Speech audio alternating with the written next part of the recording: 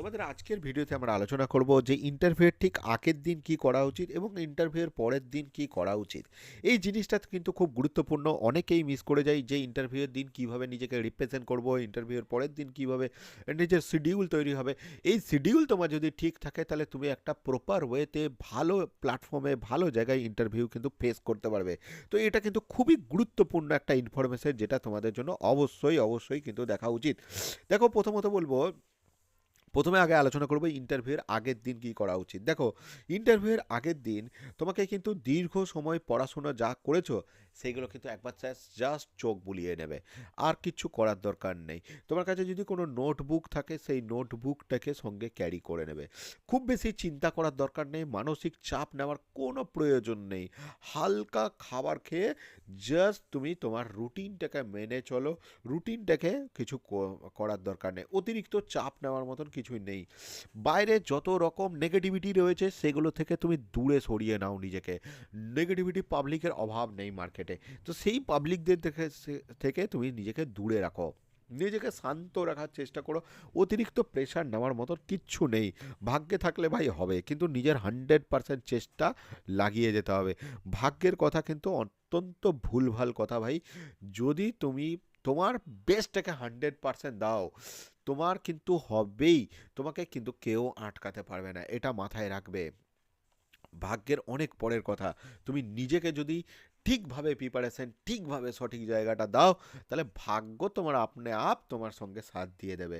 Next আসছি ডকুমেন্টেশনে। ডকুমেন্টের একটা ব্যাগ তৈরি করবে। নিশ্চয়ই তুমি একটা ব্যাগ সঙ্গে ক্যারি করবে, সেই ব্যাগটাকে তুমি তোমার সঙ্গে রাখবে। ব্যাগের মধ্যে তোমার তোমার যে প্রয়োজনীয় কাগজপত্র রয়েছে, যেগুলো তোমাদের ফাইলপত্র একটা করতে হবে, জেরক্সের ফাইল করতে হবে, সেই জেরক্সের ফাইল এবং কাগজপত্র সমস্ত কিছু একটা নিয়ে নিলে। বোতল নিয়ে নিলে জলের। চেষ্টা করবে অবশ্যই, তোমাদের প্রত্যেকটা পরীক্ষায় তোমরা জানো যে ট্রান্সপারেন্ট বোতল তোমাদেরকে নিতে হবে। এক্ষেত্রে কোনো ম্যান্ডেটারি নয়, তবে তোমরা যে কোনো বোতল নিতে পারো, তবে প্লাস্টিকের বোতল অ্যাভয়েড করে চলাই ভালো। বেশ, নেক্সট হচ্ছে তোমাদের পার্সোনালিটি টেস্টে যদি তোমাদের কাছে কোনো বুকস থেকে থাকে, সেই বুকস বা নোট কিছু থাকে সেটা নিয়ে নেবে। তুমি তোমার পাওয়ার ব্যাংক সঙ্গে ক্যারি করে নেবে, এবং মোবাইলের চার্জার অবশ্যই নিও। এগুলো সব কটা গুছিয়ে কিন্তু রাতের মধ্যে ব্যাগে ভরে নাও।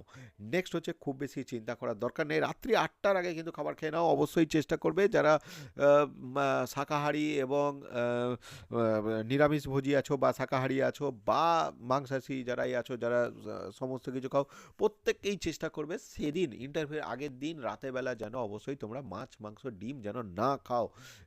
একদম খাওয়ার রাত্রি 8টার আগে খাবার খেয়ে একদম শুয়ে পড়ো। কোনো টেনশন নেওয়ার দরকার নেই। তবে চেষ্টা করবে 8টার আগে খেয়ে 9টার মধ্যে ঘুমিয়ে যাওয়ার। নেক্সট নেক্সট হচ্ছে, তুমি খুব বেশি চিন্তা করে ঘুমানোর দরকার নেই।